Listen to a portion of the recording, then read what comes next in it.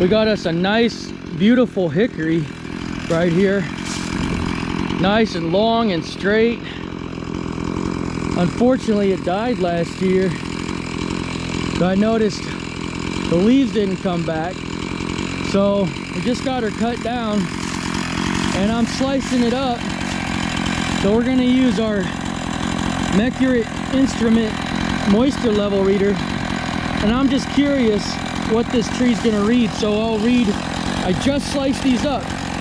So that's what you want to do to get an accurate measurement. You can test from the outside, but that's going to give you, you know, it'll give you the dryness or the moisture level on the outside. But of course, the outside's exposed to air, so it's always going to be considerably drier than inside. So if you want to get a real accurate measurement, you want to take various measurements from all over the place. And you especially want to either slice it into some rounds and get a reading in different areas, like in the middle and on the outside outer edges, and that'll give you more of an idea what the moisture content of the entire, you know, load of wood is. Sort of a roundabout average. Another thing you can do when you split them is to get that reading on the split wood. Now if you're just burning for your house, you know, and you know it's dry and you know it's been dead a little while, it's probably fine, you don't have to worry about it. But if you're selling it especially, you want to make sure that you're giving people the absolute best that you can give them, and know when it's actually seasoned. So I'll know kind of where to put this. Now hickory seasons pretty fast, but what you do is you flip it over here. I got hickory pecan as E, so I got to switch it. It has building and it has wood, so I want to go to the wood. And then I'm going to change my letter here to E, and we'll give it a stab in the middle, and that's 37%. So that's got a long ways to dry. Now let's get it on the outside.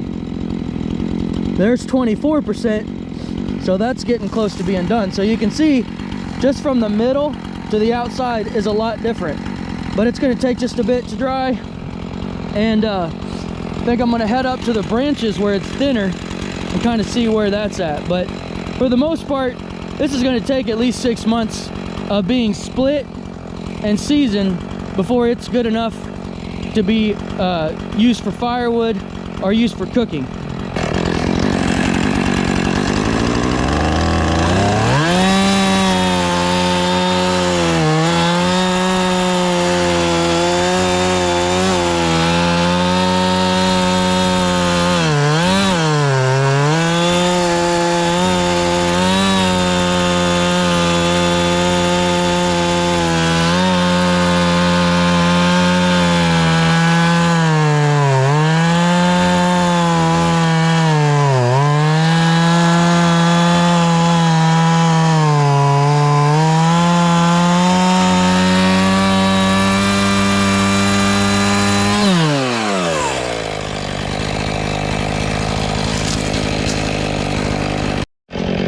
Here's a white oak.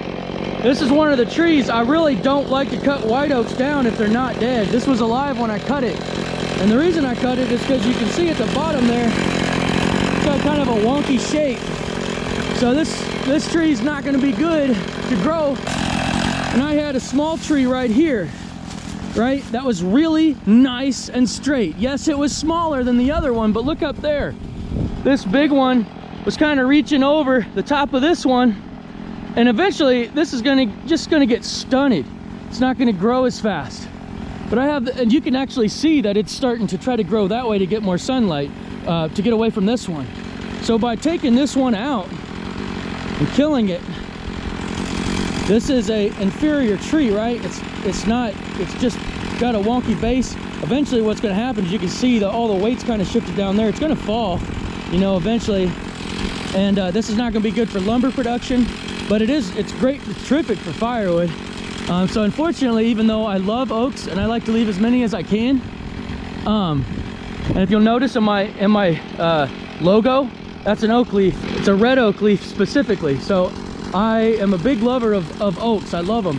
So it hurt to cut this down, but I knew that this is an inferior tree and this is a really nice young tree, and this is going to be an excellent tree. And so I wanted to give it the best chance, so I'm taking this one out and we're going to fell it that way so it doesn't damage this tree, and this one can start growing more straight, because this one has the potential to straighten out still and get massive, because you got nothing else around except for smaller trees. So this is going to be a terrific white oak, and it's going to be absolutely massive if we give it the potential to unlock it and let it grow and not get bullied around by this kind of, sorry to say, but ugly looking tree here. So we're gonna cut it up today, we're gonna get it out of here, and it's gonna be terrific firewood. And I'm kind of curious to see, because it's been dead a couple years at least. You can see the bark at the top is kind of coming off, and it's got some growth, some bacterial, like some fungus, some brush roots growing on it. And so I'm gonna see actually also what kind of moisture content this is holding.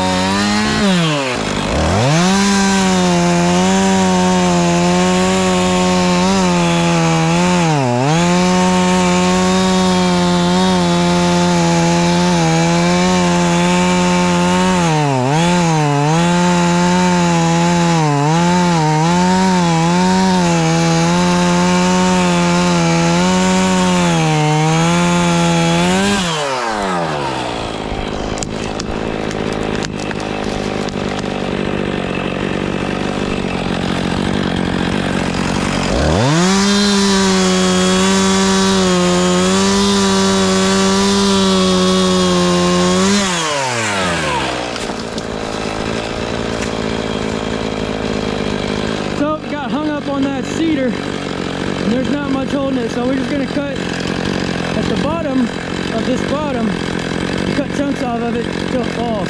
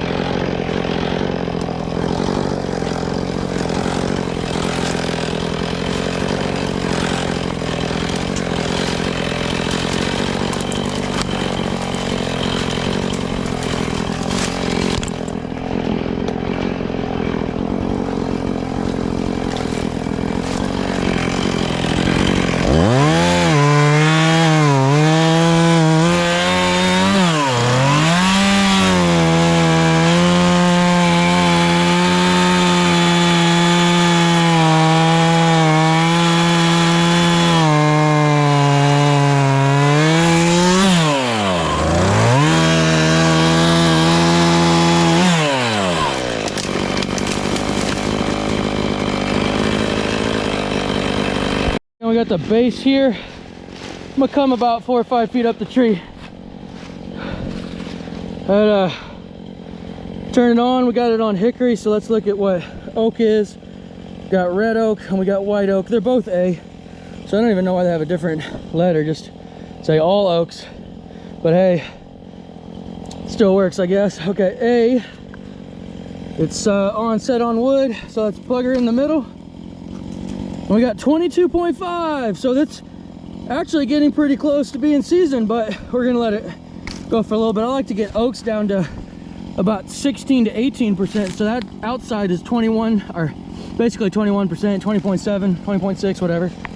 So these are pretty close actually. So once we get these in the bins, in about 4 to 5 months, they should be reading about 16 to 18%. They should be ready to sell. So this will be some fast turnaround. I can cut these in 5 or 6 months, which would basically be, you know, this summer, I can start selling these. So we'll get these cut up and get them on the trailer with the hickory there.